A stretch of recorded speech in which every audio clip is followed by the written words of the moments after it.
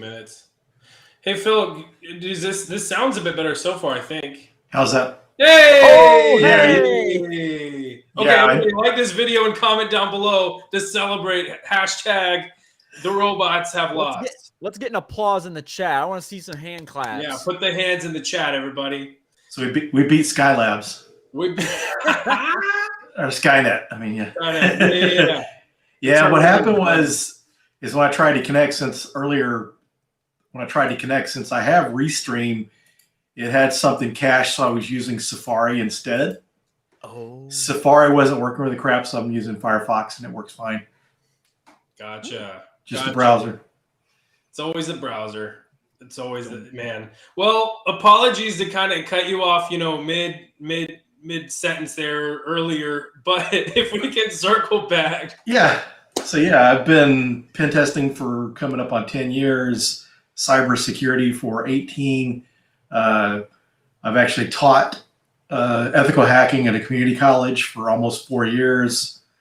I speak at conferences, do conference workshops. I wrote a book called The Pen Tester Blueprint that guides you on how to become a pen tester, all the prerequisite knowledge and all that. So that's kind of pretty much it in a nutshell. That's awesome. And what, kind of drew you to write the Pen Tester Blueprint and kind of, start training people to get into cybersecurity? The Pen Tester Blueprint was based on the first day of class lecture I gave each semester on becoming a pen tester. I started teaching in January 2018, and I had some of the other adjunct professors and professors in the college ask me to come talk to their class about becoming a pen tester. I would give that talk there. By November 2018, it turned into a conference talk, and I gave it for the first time at B-Sides DFW, and then several conferences since then. I was in the Tribe of Hackers Red Team book, and Wylie Publishing asked me if I'd be interested in writing a book, and I kind of thought for a while that my talk, The Pen Tester Blueprint, might make a good book. So that's where the idea for the book came from.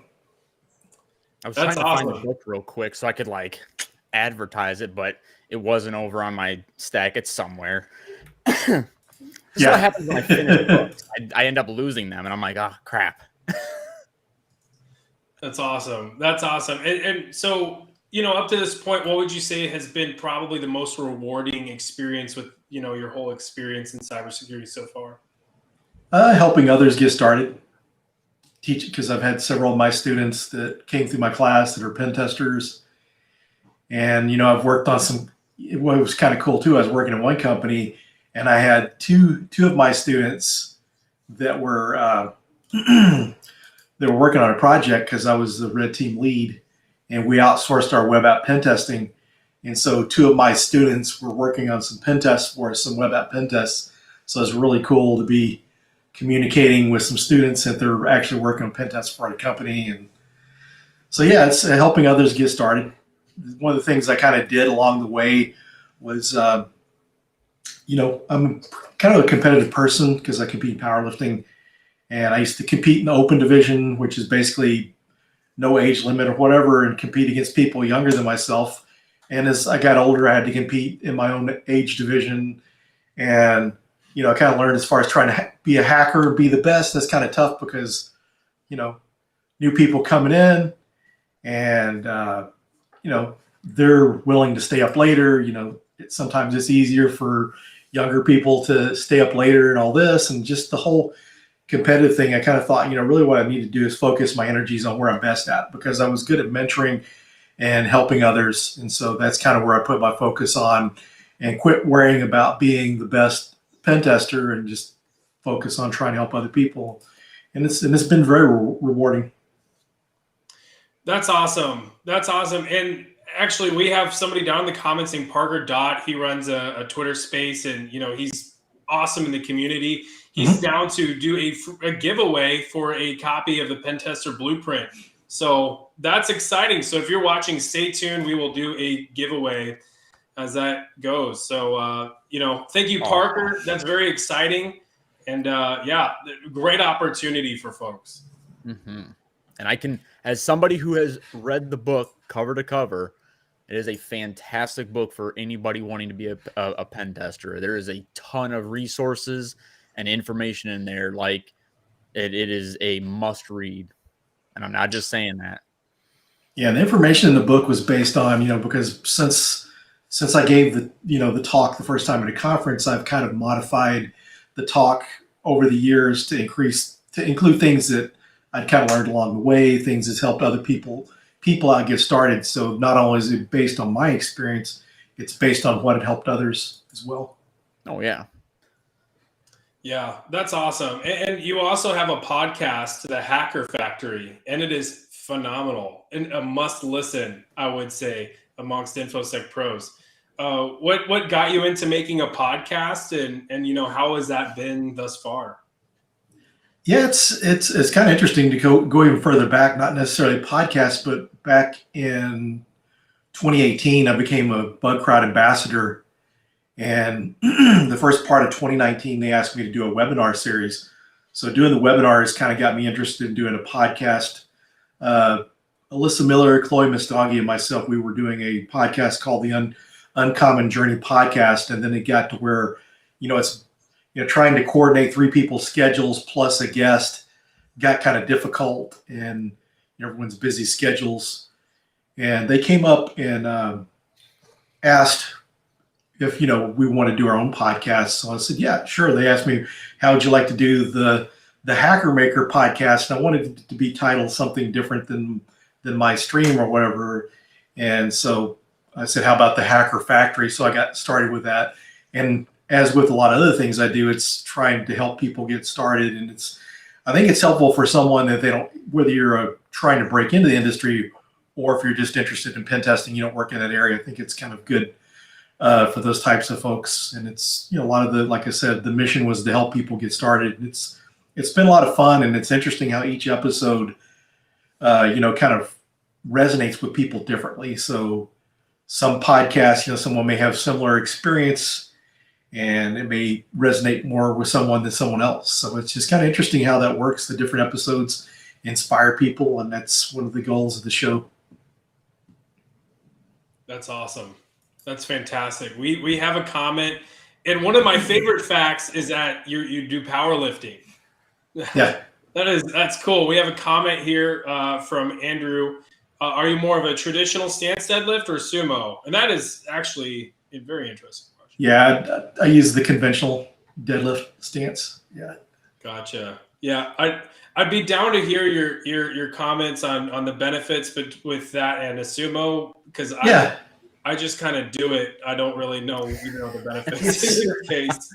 The benefits are really going to be based on your mechanics. If you're built to deadlift, you really don't need to use a sumo stance, although it can still be helpful.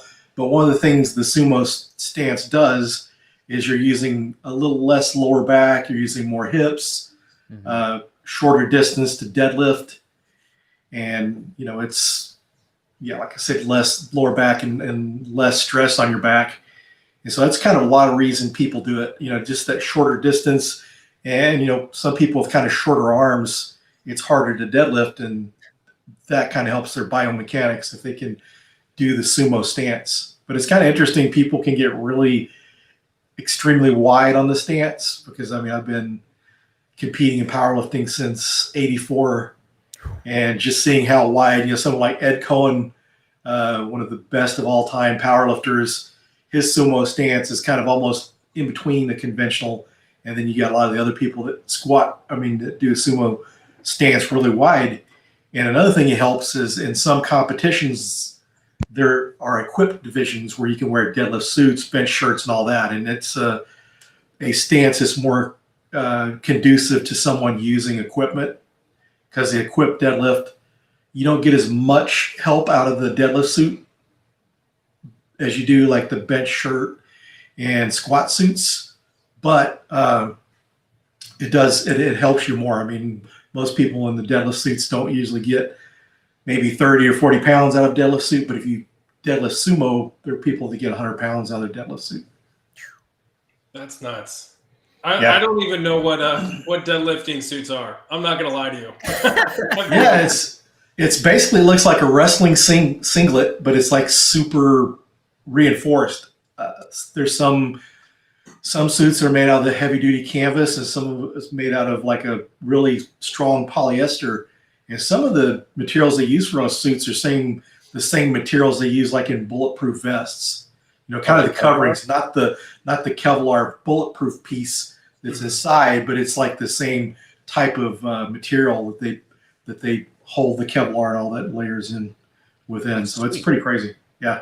When they originally created that equipment, the bench shirt, squat suits, and deadlift suits back like in the 80s, mid 80s or so is when that came out. It was mainly the bench press shirt was to really just protect your shoulders and your pecs to keep you from tearing a pec or injuring your shoulder, just kind of protective support. But like anything else, just like golf clubs, they make golf clubs work better so you can hit a ball further. And so like any kind of athletic equipment, over the years, they've made the shirts and different suits where they help out even more. I mean, there's people that are getting 300 pounds or more out of a bench press shirt. Maybe they can bench 300 pounds, but they can throw in a bench shirt and bench press 600 pounds. And so for me, whenever I got back into powerlifting, and because I got back into competing at the end of 2003, when I got started back, there was not an unequipped or raw powerlifting. It was all in suits. So that's the way you had to compete. About 2006 or 2007, raw powerlifting, where basically you could wear a belt, but no kind of special suits. And that's when I kind of switched over to that because I liked it better. The other felt too much like it's cheating. And like on my bench shirt, I got it helped me bench like 125, 120 pounds more than what I could do without the shirt. Wow. That's nuts. Yeah. But it's crazy. How do you how do you train with that? Are there specific things that you have to do to train, with equipment versus off? Like, is there, are there different kinds of exercises that you have to hit in certain circumstances to be prepared for that? Or can you kind of just, throw the equipment on and start going after it? Well, to train, to lift that specific way, you need to train a specific way. Like for instance, for the bench press shirts, the shirt helps you on the low end of the bench, like off your chest, the first 6 inches. So people don't have to work their chest as much. So it's more important to work the lockout. So they'll do partial bench presses where they'll do like board presses, where they'll take like several 2x6s and stack them on top of each other for different levels of boards to work the lockout strength. So that shirt helps the low end. So you work on the lockout to get even stronger on the shirt. But if you're not working your lockout, you're not going to be able to lift as much because that shirt helps you lift so much more. Once you get like half the way, 3/4 of the way up, if your triceps and lockout's not strong enough, it's going to be a lot more difficult to lock out. So the more you can lock out, the more you can do in a shirt. It's just the whole crazy in the way you bench is kind of odd too. With the normal bench press, you come like right below your pecs. With a shirted bench press, you're like touching your stomach pretty much. Oh. And the shirt is so tight that you have to take the bar really low to be able to bench in the shirt. It's really, really crazy. I want to point out to a comment, and this is something I think I've even asked you before in like little conversations you and I have had.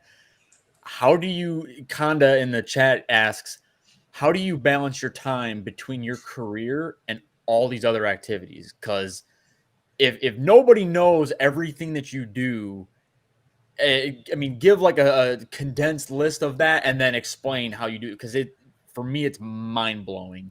Yeah. And things have kind of changed a little bit since I'm not teaching. I don't have that commitment, but up until I haven't streamed in a while, I kind of took a break from that. I was actually getting burnt out. And, I've got my day job, I spend 8 hours a day pen testing. And then I do a podcast. So I'm recording podcast episodes. It's a weekly podcast. So sometimes I'll record several episodes in a week. And kind of what I did to prepare for December is throughout the year, I'm usually speaking at a lot of conferences. So like last year and the year before that, I spoke at about 26 to 28 different conferences. And some of the conferences I did talks and workshops. Some conferences I did 2 workshops or 2 talks. So out of those 20 some odd conferences, I did more than one activity, a lot of them. So doing that, along with doing some of the streaming and being on other people's podcasts and streams like that, it stays pretty busy in the conference stuff. So honestly, I get pretty burnt out. So like down towards December, I started kind of planning to get all my podcast episodes recorded in November, so I didn't have to deal with that. I wanted to make November easier. There were less conferences going on, so that did slow down, although there were more conferences this past year than there was in 2020 in December, because like December of 2020, I think I did like a thing for SANS, and that was it in December as far as conferences goes. But this past December, there were probably like 2 or 3 different conferences that I spoke at virtually. So it gets pretty tough. I mean, you have to really build in breaks. One of the things I would have to say too, recommend is you got to learn to say no, which I'm very bad at. Someone asks me to do something, I usually do it.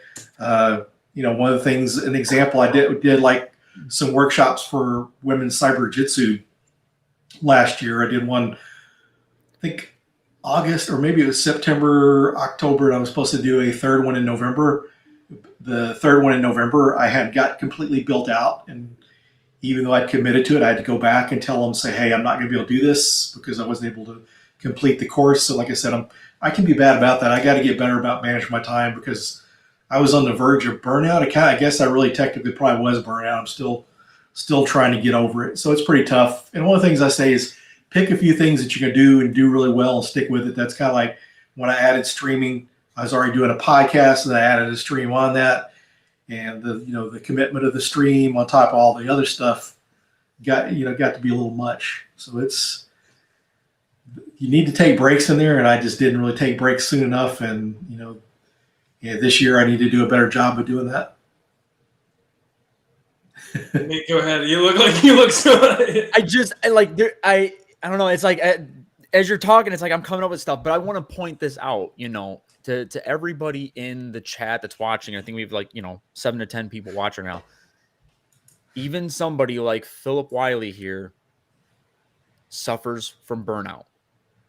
It happens to everybody. So I don't want people thinking like, it never happens to these people that, are big names in the industry or anything like that. Like, it literally happens to everybody. And this is a perfect example of, like Phil was saying, make sure you're taking breaks for yourself.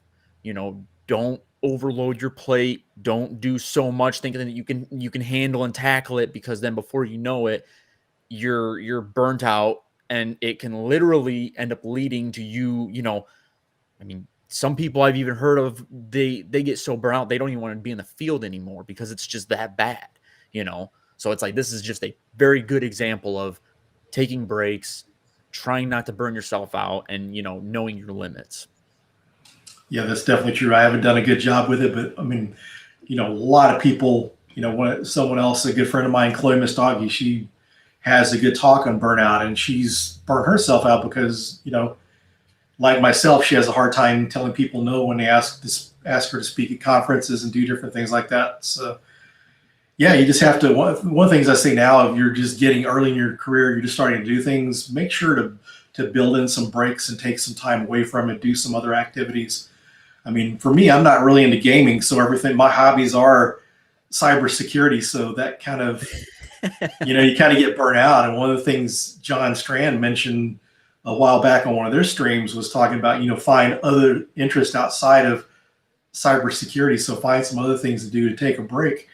And that's where I find sometimes finding things to do when I take breaks, because this is kind of my hobby. I got my lifting, and then I love to watch movies. So, like in December, I've been focusing more on going to movies and stuff, and just trying to take time away, take time away from things. And also too, kind of, I do a lot of mentoring too. So it's like balancing the mentoring, because I really slowed that down. I mean, anytime people have questions and ask me questions on LinkedIn, I'm pretty quick to fill it out, but pretty quick to reply. But I had someone in December wanting me to do a resume review, and I told them, get back with me in January. And one of the things I ran into for a while, I was doing some mentoring for Battleship, and Battleship did this group mentoring, and they had the Saturday pen testing mentoring that I was doing.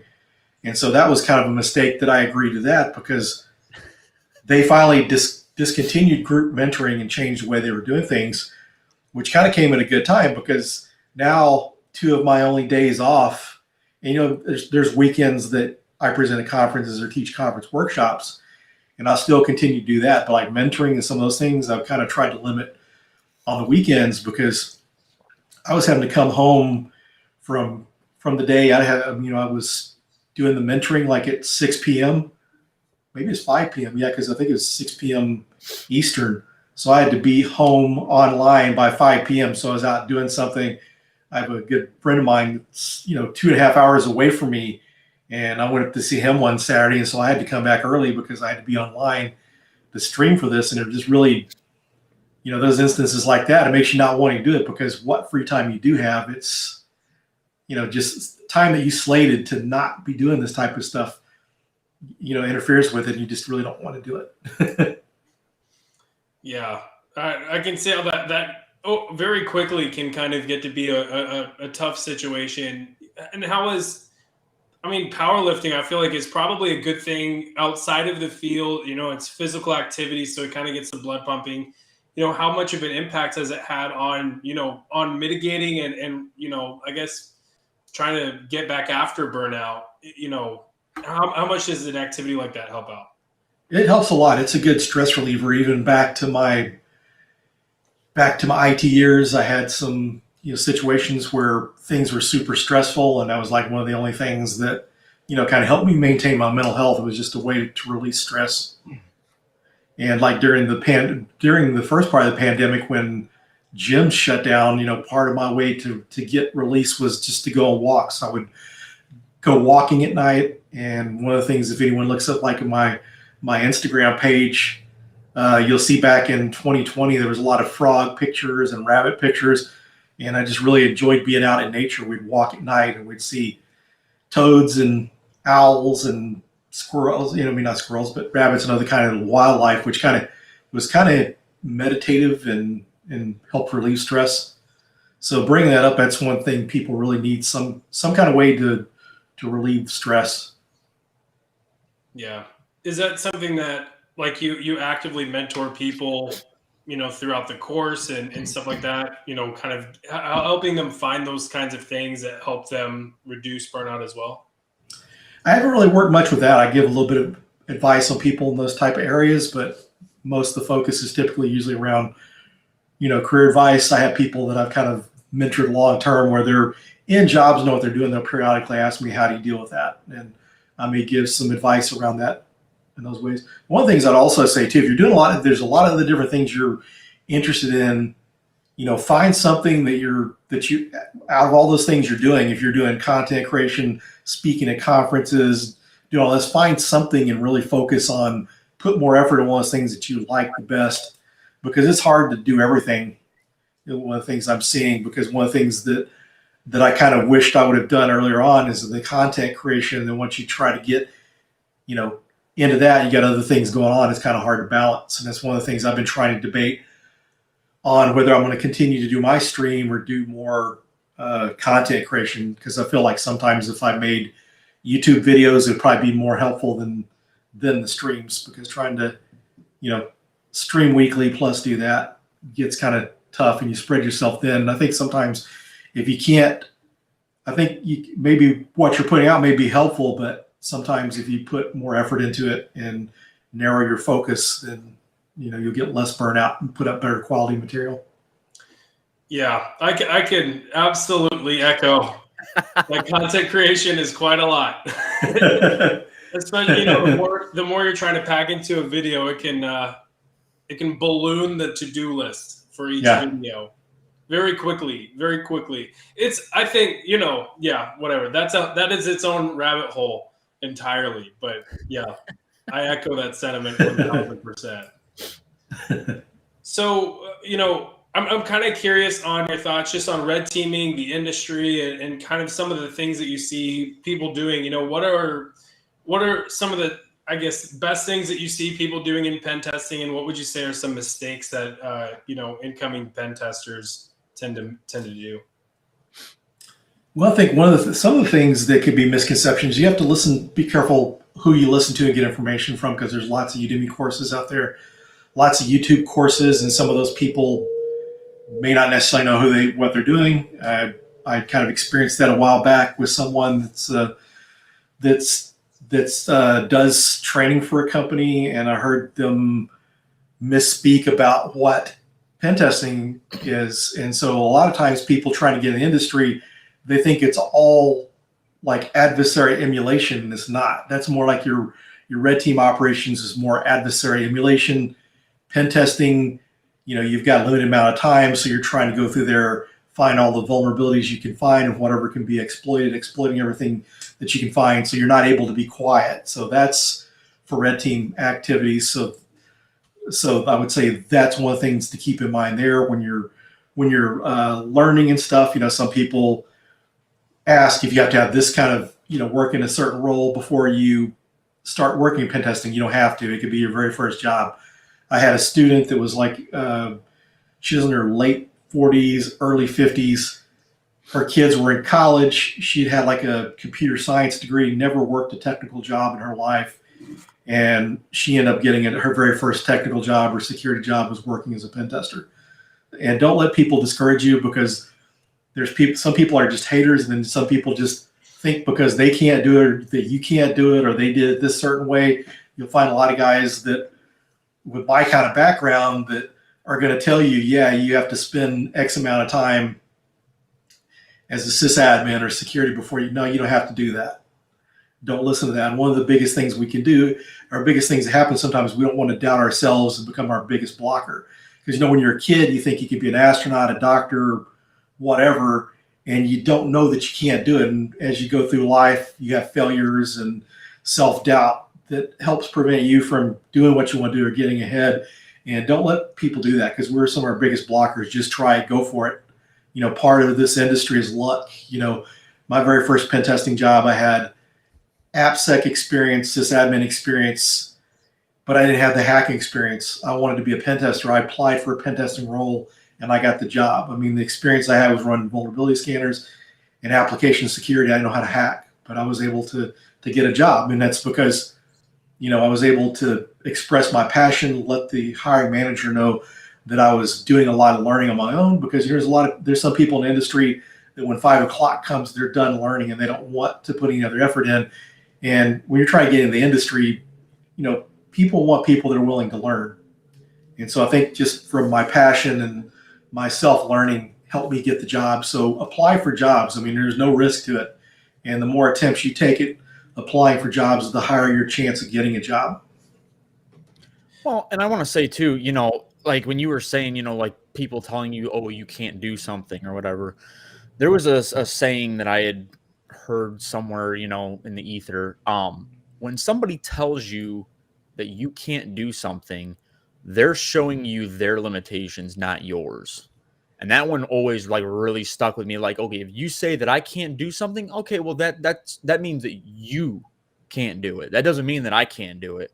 You're showing me that you can't do it, so you don't think that I can.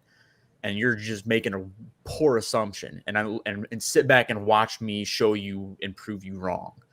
Like that's true. Yeah, it was huge for me. Yeah, that's a good saying. And one of the things I also say too is there's so many things involved with learning too. You take some people who are just more talented and gifted. Some people are just naturally very intelligent and they pick stuff up easy. Maybe they grew up in a home that was conducive to learning, that their parents were educated, college educated, were able to help them out. But then there's other things in there too. Your natural ability, the effort you put into it. So someone that's really persistent and constantly learning is going to get ahead of someone that just won't concentrate and learn. So there's a lot of factors in there. It's kind of like, I had a student one semester come in like the first day of class, said, I want to be at your level, but I want to be able to get there sooner. Can I do that? So yeah, you just have to put in more effort. I spent 6 years as sysadmin because when I got started, there were pen testing roles, but there weren't that many. And it's one of those things one of those kind of jobs you really didn't know, that most people didn't know about back then. And so, yeah, if you could learn all the sysadmin stuff you need to learn, because it didn't require the 6 years for me to learn what I needed to, because you were into a job a year or two, you're pretty proficient, or you may even peak at your skill set. You might get a little bit better over the years. And so the amount of effort you put into it, just the things you learn. So it depends on how much time and effort, and then along the way, as was mentioning the burnout thing, be careful to not get burnout while you're doing that, taking the breaks, because it's really easy to get. I mean, I remember when I was going through the OSCP, my first year as a pen tester, I didn't have any pen testing certs, so I was going through the OSCP and learned a lot. And so I stayed up a lot, spent a lot of hours. I mean, I would be up till, sometimes 5 a.m. in the morning and then have to get a couple hours sleep and then go to work. And I was doing all that. I was doing that quite a bit. I was pretty obsessed with it. And then as time goes on, just got older, and it's harder to keep that kind of pace up. But, if someone wants to learn, I've seen people, I know a guy from our local community, Commander OPSEC on Twitter. That guy, whenever he got into it, he would work 8 hours and he'd go home and spend 4 hours or even more than that, 4 to 8 hours at home studying each night. And he finally got to the point where he really kind of slowed that down. Now he got into a lot of craft stuff. He's got a 3D printer. He does some woodworking and all sorts of stuff outside of that too. He reached that certain level, and I think he was probably starting to get burnt out and needed some other activities outside of what he's doing. But, the more effort and time you put into it, you can learn quicker. But like I said, you just have to kind of balance and be careful of that. But don't let one of the things I like, and whenever I share my story of how I got started, I always share that, I was a pro wrestler before I got into technology. I worked as a CAD draftsman. When I graduated high school in '84, I never thought I'd use my mind for a living. I was a strong guy. I was powerlifting back then, and I never thought I'd be using my mind. I didn't think I could do it. I didn't have, I remember back then, I really didn't take my studies seriously in high school. I wasn't going to drop out. I was going to finish high school, but I really just did enough to get to graduate. I mean, I remember when I tried to go to the University of North Texas, I didn't make it in because my ACT scores weren't high enough based on my GPA. My GPA was like a C or C minus because I didn't try in school. If I would have tried, I would have gotten college easier, and who knows what would have happened. But I just kind of summed it up to not being intelligent. And I remember some other jobs that I applied for back then that, like, some algebra skills. So there was a company that made handmade frames for picture frames. And I wasn't able to pass some of the, do some of the trig and algebra required to pass that exam. I remember, I don't know what happened with it, but I actually applied to be a police officer, took the exam in Denton, Texas, and didn't pass the exam. And so, I would have never thought I would do anything, use my mind. But then I went to a trade school, learned AutoCAD. I went back and learned some of the math skills that I didn't learn, prior to that. Once I got into being a sysadmin, I went back to college, and my writing skills weren't that great, but my English composition course was the best thing I took of my associate's degree. So I went back and learned these things. I was able to learn it. And one of the things I like to share is I just thought I was just your typical meathead powerlifter that wasn't smart. And I was able to prove myself wrong. Anyone can learn if they put their mind to it. I love it. And I think that that's so inspiring too, wherever you are, you can, if it's something that you want, you can make it happen. That's something like my dad would always tell me as I was a kid, if you put your mind to something, then you can do it. And I genuinely have believed it. And I think that the same for other people as well. You'll see just crazy, incredible stories of what people are doing with their careers as well. They put their head down, they get after it, and it happens. You brought up the OSCP, and this has been a conversation in the cybersecurity field for a hot minute, as I'm sure you know. Yep. But the OSCP and the new kid on the block, the PNPT. What has your experience with the PNPT been? If you've had any so far, and how do you think it stacks up to the OSCP? I don't have experience. I haven't taken that exam or even looked at the exam, but based on what I heard, I like the concept. I like with OSCP, you get 24 hours, which is, if you pass it, then it shows that you can learn and that you can build that you have some skills there. It definitely proves it. And, that was the inspiration for, Heath had been through that himself. So I'm sure he's seen what was good in the offensive security stuff, as well as the stuff in the e-learn security stuff, now I&E, seen all those different skills and come up with something he thought was a better solution. So I like the ideas of that. And one of the things, as far as I think the value of certifications is really good for getting your foot in the door. I know a lot of people that don't have certifications that are really good pen testers and hackers, so you don't necessarily have it. The certifications are really going to help you get your foot in the door more, because once you have the skills, hiring managers and different companies, they're not really going to care about certifications unless it's a consulting company. And when you look at some of the boutique pen testing firms, companies that specialize in pen testing, they've got a lot of people on their team that don't even have pen testing certs, but they're really good. And so most consulting companies use the certifications to say, they're bidding on a project and they're showing all the certifications that their team has. But then the boutique pen testing firms, have some real ninjas, and they're just basically going on the skills of these people writing tools and finding ODAs, creating exploits, and all this stuff. So you don't have, but it's, and one of the things I want to share while I'm thinking about it, when you're trying to go through these certifications, are just trying to learn something, make sure you learn it and don't just rush through it to get the certification. Because one of the things, just listening to other people in the community, I know a guy that our local community, when he became a pen tester, he was working as before he did that, he was working as a reverse engineer. And one of the things he did when he was going through college, I guess, whatever the way traditional colleges usually go, it's you take exams and stuff, and you really don't have to know thoroughly how to do a certain type of programming or whatever. You can get around that. And so he really didn't learn assembly language the way he should have. And then he had to go back and learn assembly language because he kind of rushed through it. And I find myself doing that too. It's a bad habit I have, and I like to share people, I'm too busy looking at the end goal sometimes and not focusing on the learning process. So make sure you're learning, because especially if it's something you're going through college, okay, maybe your art appreciation, that's not going to really help you. Music appreciation, some of these other social type studies, and that thing may not help you in the field. But if you're going to be a pen tester, then pay attention to your coding classes, your security classes, things that you may come back and learn or need to use in your career. Learn it. I mean, I know some of these certifications, like some of the CompTIA certs or question and answer, that you can go through some of these practice test engines, go through practicing and memorize a big portion of it and get through it. Make sure you learn it. If you learn and know the content, I would say if you're going through certifications, use the practice test because you will make sure you get through it, but learn.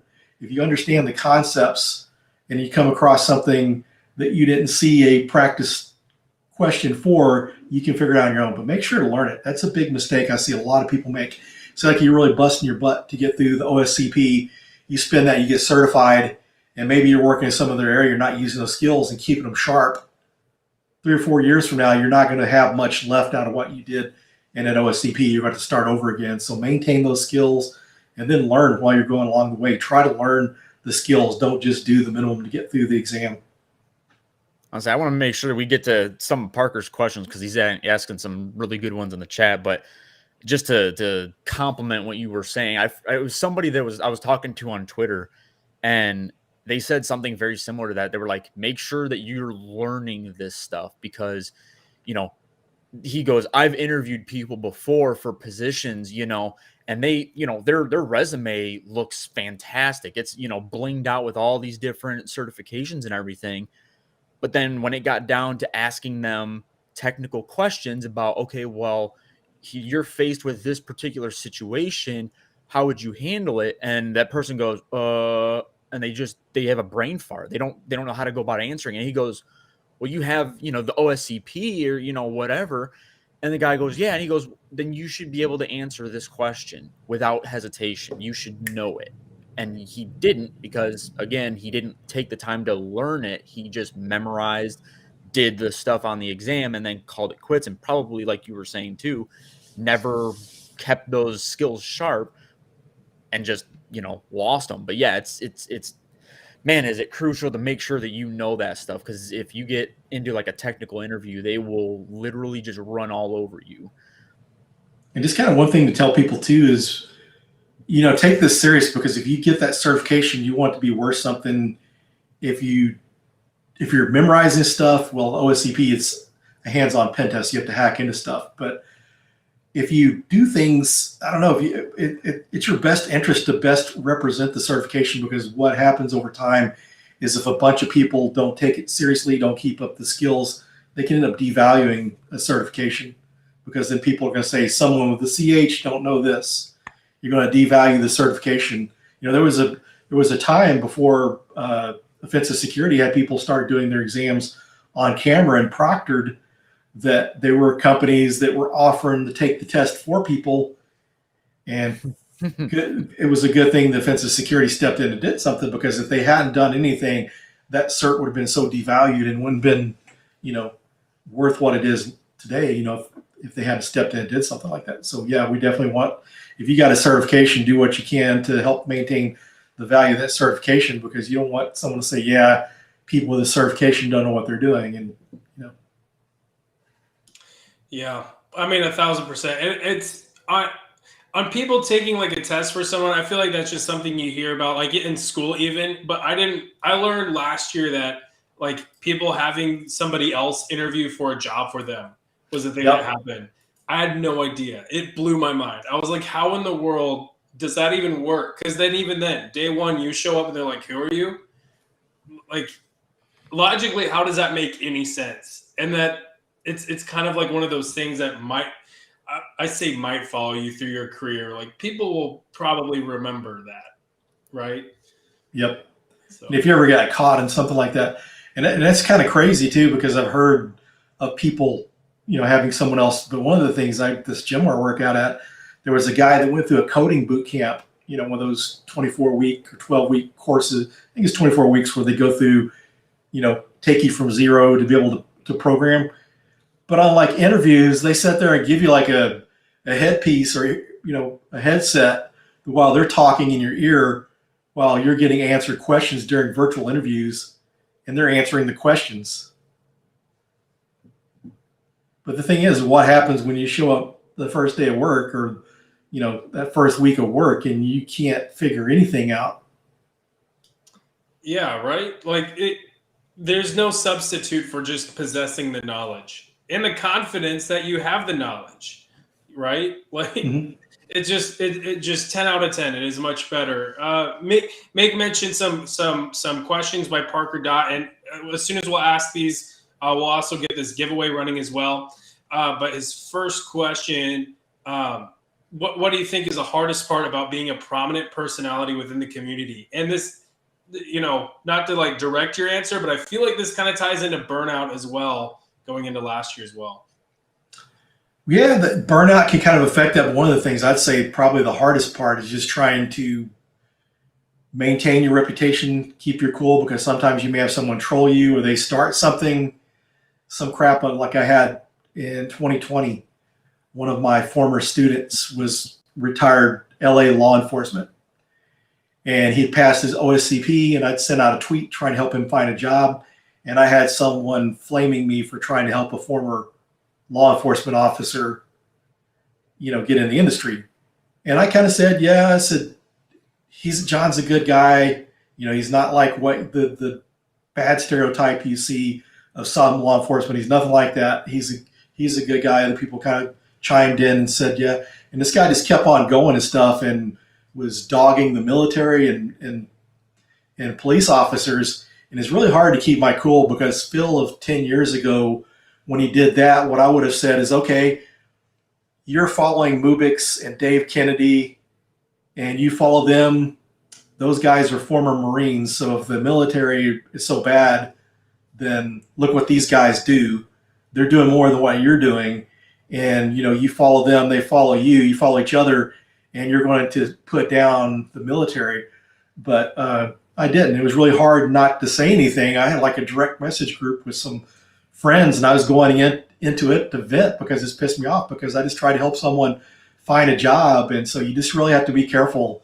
And I just even learned past that. I don't even respond to them. I had actually Tim Medine from Red Siege actually chimed in to take up for me and stuff. I was just trying to, because it's too easy. I've seen other people get on there and they respond back or they say something and, they cause all these troubles for themselves. In some cases, people don't want to have anything to do with them in the industry. They just kind of make themselves look bad. I mean, it's just, any of us at our worst moment, people will not like us.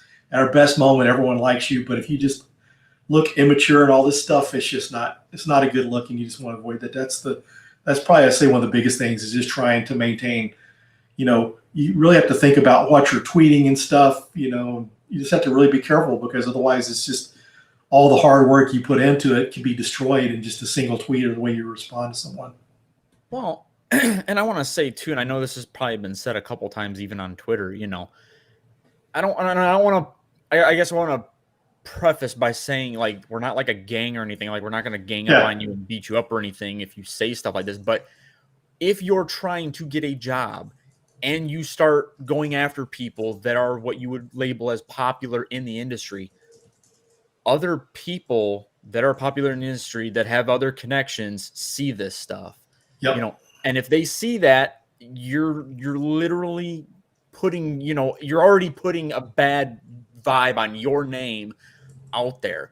So if you go to look for a job and, sometimes employers will go and check your social media accounts, they see you're starting to say stuff like that that's negative and everything, it might, not saying it will, but it might or could be a deterrent as to whether or not you get the job. Oh, yeah. And one of the things I'll say, I'm not even going to name any names, but there was someone that was really prominent in the cybersecurity industry. And what kind of happened was, and I'm glad that we're more inclusive, but this person really wasn't big on being inclusive for like women and stuff. And the guy was misogynist, and he just had a bad reputation, and some things happen, and you just don't hear anything about the guy anymore. Yeah. I mean, he did it to himself, but he, instead of apologizing or whatever, he just fought back and hurt his reputation and just really hurt the guy. I mean, you just can't do that stuff. I mean, it's just like all it takes is one thing, and, things change, things are going to evolve and change from where we're at now. You just have to evolve with it and be open-minded, and people that aren't willing to evolve and keep an open mind are just going to, they're going to make themselves obsolete. Absolutely. And then I think, because I know we're getting kind of close to the end here, and I know Caleb's going to go and charge his computer real quick. The other question that Parker had asked was, if you had to start your career over, what's the first thing that you would do? Like do differently, I guess, than what you did initially. If I could have started, and this is like back to my AutoCAD days, if I would have known anything about, I would have liked to have known about, IT or something like that, and started out sooner in IT, maybe went to college for IT or something along those lines, and got in sooner. That's the only, I think a lot of people would, like, especially that are in the field, would be saying the exact same thing, is like, I wish that, and I can even speak on this personally, because I feel like I, kind of got into it a little later than I would have preferred. Like, I'm just now, kind of starting my cybersecurity career, and I'm 31 years old, so it's like, man, I really wish that instead of having initially tried to go for physical therapy and working on cars and all this other stuff, that I would have, when I was 20 years old, started working in IT and everything. And then maybe I would have been, further along in my career than I currently am.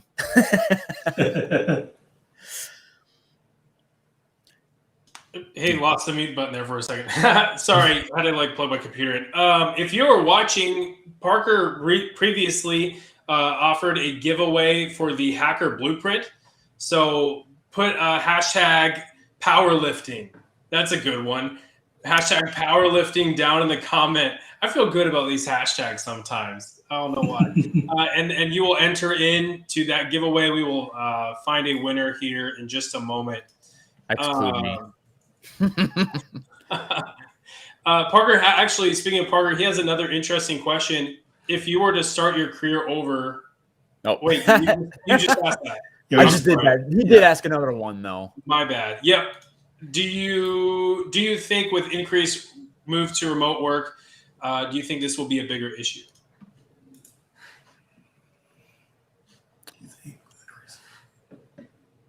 Do you think, with moving to increase? I think it was in reference to the certifications and everything, and people like having those but not necessarily having the knowledge. Parker, if you can in chat, can you correct me or kind of elaborate on that?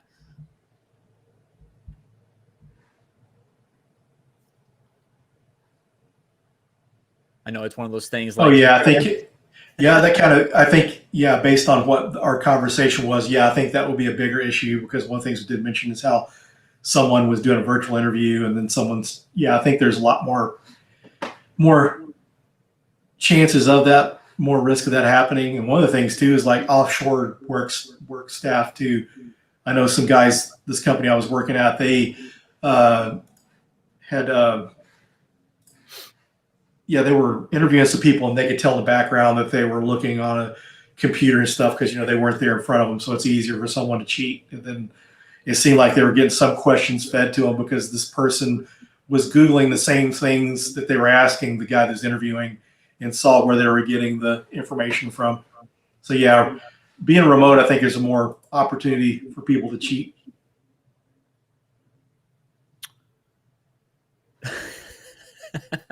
Yeah. It's how does remote work adjust or change pen testing? Have you noticed it impacts kind of like the how a business is arrayed and kind of the threat landscape, or is it kind of less of an impact? I think honestly, it's going to help companies better, because if you were going to have someone come on site to do an internal pen test, you've got to get them a temporary badge. You got to have someone to escort them in and out of the building, around the building, set them up with a desk, make sure that the network jack is live so they could use it. So there's a lot of logistics that goes into that, plus the travel expenses to send someone on site. You can send a Dropbox out instead, and you get the price of shipping instead of the cost of airfare, hotel, and food. And so I think it's a lot more, I think it's better. What's happened over the years, a lot of times with consulting, people wanted consultants to show up. Some of the people are more old school, think you got to see the person. And I don't think that, so yeah, definitely. I think it's gotten better. It's just showing people that it can be done without having to have someone on site. And it's having more companies do those remote capabilities. Gotcha. Yeah. You mentioned, consulting, and I've heard, actually took this from your interview with Dave Kennedy on the Hacker Factory. He mentioned that consulting really is like one of the best things that you can do as an incoming cybersecurity professional. And that, I feel like that kind of like resonated with me. I was like, ooh, okay. What do you think about that? And, what are some things that, incoming cybersecurity professionals can do to really get that leg up long-term through their career? Yeah, definitely. I think if you can go to work as a consultant, the first 5 years of my career were spent as a consultant. And I know basically, like being an internal resource, like where I work now, a lot of the people I work with don't have the opportunities to do all the kinds of pen testing that I did as a consultant. It's constantly different environments. If you're an internal pen tester, basically, external pen tests, with a third party consulting company, then, you can't really, you have to kind of limit the hours because the cost. If you have an internal resource, you can sometimes test longer. But as far as for me, like where I'm at now, a pen test that I would have 2 weeks to 4 weeks to do as a consultant, I'd only have 1 week to do that same amount of work. So I was doing a lot more work, a lot more environments. So I think it's a good opportunity to learn. But I think if you're not in that type of situation, then you're going to have to do more to learn on your own. You got to do more learning, self-education. Hopefully your company's got a training budget. If they don't, there's some low cost and free things out there that you can do to learn. So that's how you kind of have to make up for that if you're not getting to start out as a consultant. Gotcha. And kind of on the low to no cost options as well, educational options, what are some recommendations that you have for people that are interested in pen testing? For like some of the low cost stuff, you've got the Cyber Mentors courses. You have XSS Rats courses out there. NahamSec has some courses on Udemy. Rana Khalil has some really good stuff. If you're on her YouTube channel, she goes through the Portswigger Web Application Security Academy.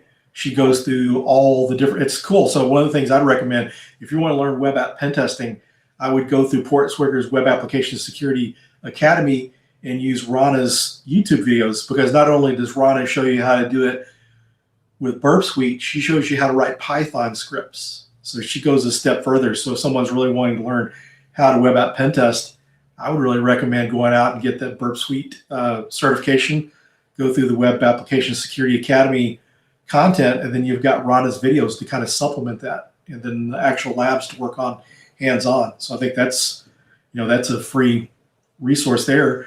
The Portswigger Burp Suite certification is like $99, which is cheap compared to all the other certifications. Yeah. And as far as learning, Ron is a really good teacher and the videos are good. Plus the people that create the content for Portswigger, for, the Burp Suite folks, one of those guys is the author of the Web Application Security Hacker's Handbook. And so that's like the Bible of pen testing, like one of the go-to resources. And so you've got the people that created that. Sometimes when you get courses, like I mentioned before, on Udemy or YouTube, you may not know that person's background. They may be telling you things wrong. I mean, you may not be a good resource, but when you got, Portswigger's courses on there, it's legit stuff and it's good stuff. That's awesome. That's awesome. I mean, it feels like 2022, there's more opportunity than ever for people to break into this field and to really be able to do that on their own. Would you say that that's a true statement? What was that again? Just that 2022 is like probably one of the best opportunities for people to break into pen testing on their own, without having to go through like a really expensive, sponsored structure through a company or something like that. Yeah, I think so. Awesome. So good stuff. Everybody, last call for #powerlifting for this excellent giveaway courtesy of Parker Dot. Thank you again, Parker, for that. We will collect names and we will draw names. Sir, I noticed a million Dr. Pepper signs in the background, and I've always been so curious because I've seen them in the streams. And I'm like, this is an awesome sponsorship that you have. Congratulations. That is the coolest thing ever. Yeah, it would be nice. It's actually my wife's a Dr. Pepper collector, so she's got Dr. Pepper machines, cans, bottles, signs, clocks, just about everything and anything you can think of. Your wife sounds like my dad, but my dad with like Pepsi stuff, because he actually used to work for Pepsi. And man, like where we lived, like a couple houses back in the basement, if you walk down there, I mean, there were like bottles that were unopened that still have pop in them, and they're like super old-fashioned labels and everything. Like he was ridiculous with them. Yeah, she kind of started out as a kid. She found a bottle somewhere, a Dr. Pepper bottle, liked it, and she liked the drink, and she just started collecting stuff. I mean, she's got like 2 machines upstairs. We got one in the garage, one on loan to a friend of the family. Okay. So it's like a lot of. We actually one time drove from Dallas to Chicago one weekend to pick up a Dr. Pepper machine that she bought on eBay. Worth That's it? dedication. Yeah, it was okay. And I was younger then, so the road trip wasn't so bad. My grandparents used to have like a really old like Coca-Cola machine, and like same thing. Like they had the empty bottles, but they also had some like full bottles. And I'm pretty sure they were so old that some of those ingredients are actually illegal. Oh yeah, I've heard about that. Yeah, the old Coca-Cola. Yep, the old Coca-Cola. The old Coca-Cola. Gotta love Coke. Yeah. Well, I tell you, that would be the ultimate energy drink back then. Huh? Oh yeah. Oh man. You gotta keep drinking though. Gotta keep drinking. It's like the brand loyalty of like a completely different kind. Like you have to keep drinking. You cannot stop drinking. Yeah, they were probably disappointed when they took that ingredient out, because they probably, had a more loyal customer base. Sales plummet. Yeah, man. Well, more habit forming than usual. Yeah. Maybe someday we'll get back to those ingredient days, but I don't know. That's dark. Anyway, let's do this giveaway. So I'll do one last check here in the chat. Not seeing anybody. Last call. Spinning. Really? Yeah. Man, next time. But L wins. Congratulations, L. I really hope I'm pronouncing that right. If it is not a silent E, I'm a goober. So please hit up Parker on Twitter. He can hook you up. Thank you again, Parker, for that. What an awesome thing to do. Man, so someone actually just made a comment that had me thinking here. Do you ever practice powerlifting with the Dr. Pepper machines? No. Not yet. Very bulky, so I would imagine that would have to be a horrible thing to do. But that would be more like some kind of strongman type of activity, moving Dr. Pepper machines. Which actually, back to the world's strongest man competitions back, man, it must have been like the 70s or early 80s.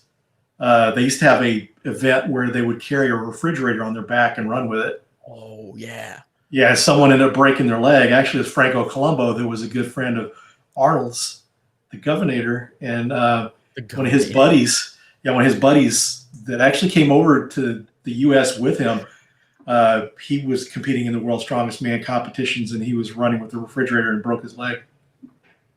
So they took that out of the competition. I would imagine that would Shocker. Be not be something that they would. Yeah. Well, I feel like we've learned so much, not only just about your story, but pen testing and powerlifting, and that is exciting. And I thank you again so much for jumping on here. This has just been an absolute pleasure, and I've been looking forward to having you on. Since we originally talked and were able to get this scheduled. So thank you again for jumping on. I really appreciate it. Oh, thanks. It was a lot of fun. Yes, thank you very much, Phil. And for everybody watching, be sure to tune in next week as well. We got another show coming in next Monday, forgetting what days of the week this is. But with all that, thank you so much for watching. Got more coming on Wednesday, Friday. And be sure to join the Republic of Hackers Discord. Very exciting stuff. That's good stuff. So with that, I will see you all, or we will see you all next time. See ya.